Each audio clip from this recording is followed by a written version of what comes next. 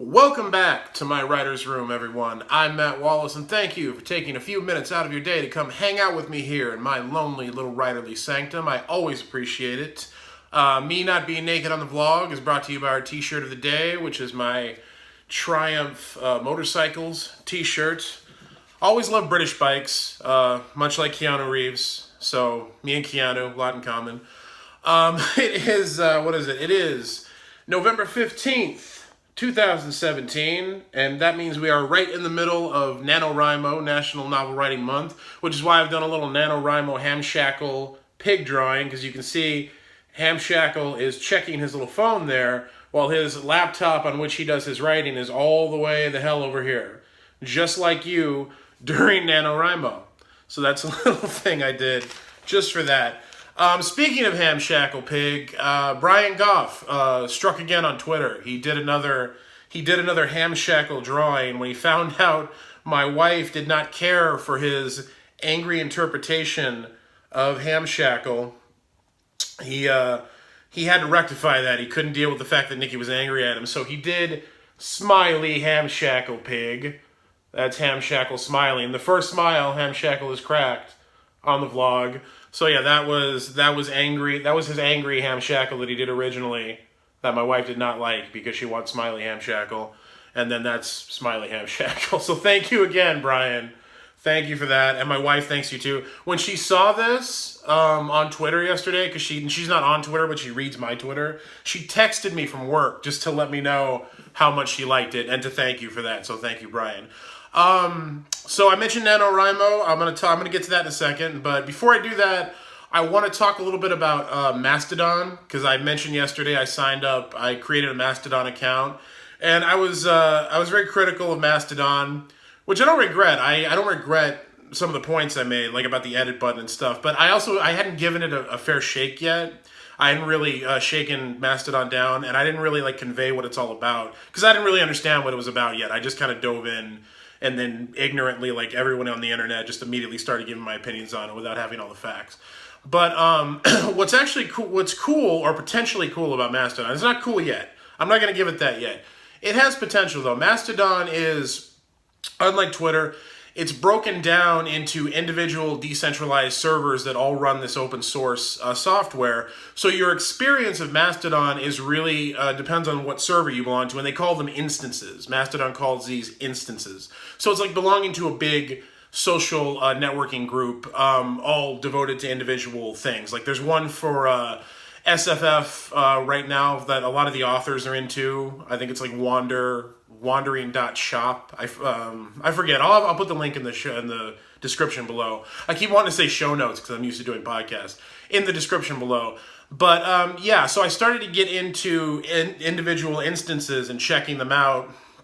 And that made Mastodon much cooler and much better to navigate because it individualized your experience. And what's neat about it is it reminds me very much of Slack, because I've been enjoying Slack a lot. I talk about the Slack group that I'm in with all of my agent Don One Songs clients, and I enjoy that. The problem is those are closed groups, and they're made for offices and just it's a closed social network. So if you're an author who's trying to connect with a lot of people like I am with all of you, that's very limiting, even though it's a much better experience for having specific people and not just being open to every Nazi asshole in the world. And that's kind of the experience Mastodon is trying to create, but without the closed network thing. And it's good right now because it's small. As it expands, it's going to become harder. All of the instances they have their own admins, and so it's their job to regulate and moderate the group and make sure it doesn't devolve into a toxic cesspool like so many social media sites do. But anyone can run an instance. It's so you're eventually going to get the same shit that you got on Twitter or Reddit or anywhere else in Mastodon if it makes it to that kind of critical mass. So if you're going to do Mastodon, you need to check out the instances and find the one that's right for you. But you also need to vet it. You need to know who the admin is. You need to know what the code of conduct is for the instance. And you need to take responsibility for that and make sure you vet it. Because, again, anyone can run one of these things. So It does. It has way more potential than I gave it credit for yesterday, but it's still very early, and there's still a lot of room for it to go wrong. And Slack has an edit button, and Mastodon still doesn't. I still think it's a huge mistake, but whatever. So I was enjoying it more yesterday when I finally kind of got into the concept of Mastodon. So I wanted to say that because I kind of shortchanged it yesterday. If you were considering trying Mastodon, so yeah, NaNoWriMo. National Novel Writing Month. It's November 15th, so we're right in the middle of it. How are you all doing with it? This is a great year for NaNoWriMo, isn't it? It's like NaNoWriMo on like extremely difficult mode in a video game with everything else going on. I know a lot of people are having difficulty. So how you doing? Let me know in the comments how you're doing with National Novel Writing Month. I want to know. Here's the thing. I used to hate NaNoWriMo. I really did with a passion. I would rail on it if I was on a podcast with Mer Lafferty. Back when we used to do Good Cop, Bad Cop, I really, really hated it. And the reason I didn't like it was because it really brought up for me all of the things that bother me about how writers and writing are perceived by people and by the very industries that employ us. And I was attaching a lot of my own baggage about that to it. And I was projecting a lot of my own bullshit onto NaNoWriMo. And that was unfair. And I've realized that in the last couple of years. And I regret a lot of the things I said about NaNoWriMo, and if I was ever discouraging about it, or I ever discouraged you from doing it, I apologize. I was wrong. I was absolutely wrong. I'm right about all the shit with the industry and how writers are perceived, but I shouldn't have projected that onto this thing, because all it is just, it's a way to get more people writing. That's never a bad thing. So I've literally never given any NaNoWriMo advice. I don't particularly want to start now. There's enough out there. There are podcasts and websites and no end of things devoted to NaNoWriMo. Mer Lafferty, my co-host on Ditch Diggers, she always does great NaNoWriMo stuff on her other I Should Be Writing podcast.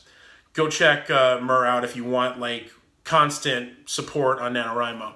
I just wanted to say a couple of things about NaNoWriMo. Trying to be positive and trying to encourage people and help people. The first thing I want to say is it doesn't matter if you finish your book. It doesn't. It absolutely doesn't. It makes no difference. It's great to set goals and hit those goals. It feels good. If you do finish a book, congratulations. That is absolutely an accomplishment to write a novel in a month. Whether it's shitty or not, just the fact you got it done is an accomplishment. I am in no way trying to take that away from you. But it doesn't matter if you don't, and you shouldn't make it all about that. All NaNoWriMo is, all it ever was a prompt. It's just a writing prompt. It's just a way and a structure to get you writing if you're someone who hasn't had or thought they didn't have the time for it, or was having trouble with motivation, or was just having trouble getting started. All it's ever been is a writing prompt. It doesn't matter if you finish. If you get to the end of the month, whatever chunk of words you were able to finish makes you a winner, because they're words you didn't have before and wouldn't have had if you hadn't participated in NaNoWriMo.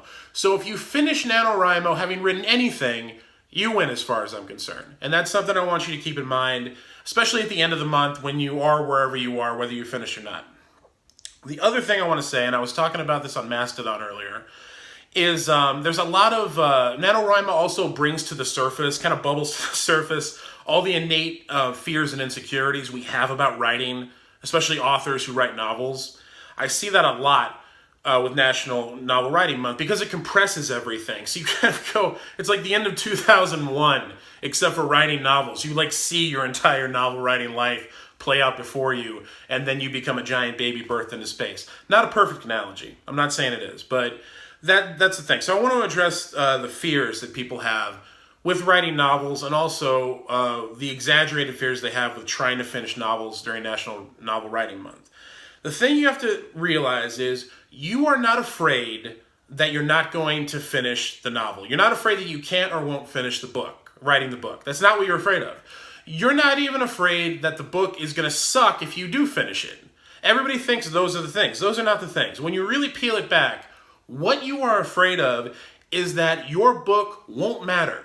It won't, can't, and cannot possibly matter because you're not good enough, and the book won't be good enough, and it won't be significant enough to matter with all the books that are out there.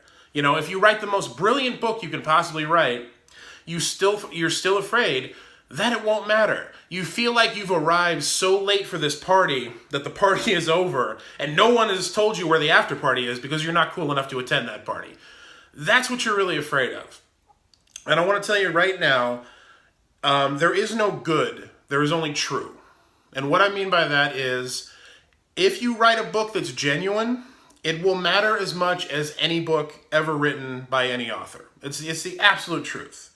If you believe in what you're doing, it's worth doing it and worth finishing it, and it will matter to you and to other people. It's way more important, and I mean this very sincerely. You can give me a person with all the flash and all the prose stylings and all the mastery of language in the world. If you don't believe in what you're doing, if you're not doing it for a reason, if you're not working on an idea that's meaningful to you, and if you aren't trying to convey something because you need to convey that to get it out there, it doesn't matter how well it reads. It's bullshit. So there is no good. There is only true. All right? It will matter as much as any book ever written as long as it is genuine and you believe in what you're doing. All right? So that's what I want to say about the fears we all have about NaNoWriMo and about writing novels in general. Again, let me know how you're doing with it in the comments. I want everybody to do as good as they can. You deserve it. Everyone deserves a win, this NaNoWriMo, which is why I want to stress to you it doesn't matter whether you finish or not. You're a winner if you participated. It's the one... Here's the thing. I'm not going to say I'm like a huge believer in participation trophies. I have issues. But this is the one instance where I'm going to say you are a winner if you participated. All right? I'll give you that one all day. I got a lot of stuff to do. I got to go get my hair cut. We're leaving out of town tomorrow. I've got my own book to finish. I'm not trying to finish it by the end of this month. I'm trying to finish it by the first of the year. That's going pretty well. I'm about 25,000 words into it. Things are going okay.